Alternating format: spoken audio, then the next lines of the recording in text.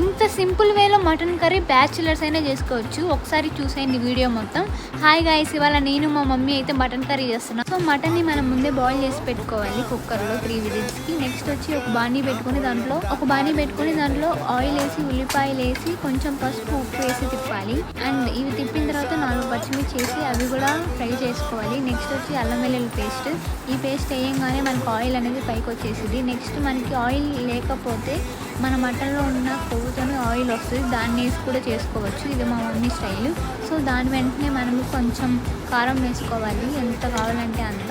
Next మన boil చేసుకున్న మటన్ని దీనిలో వేసి మిక్స్ చేసుకోవాలి. ఎంత జ్యూసీగా ఉందో ఉడుకుతుంది.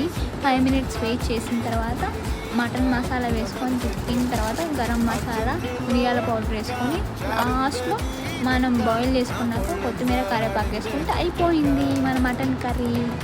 Subscribe.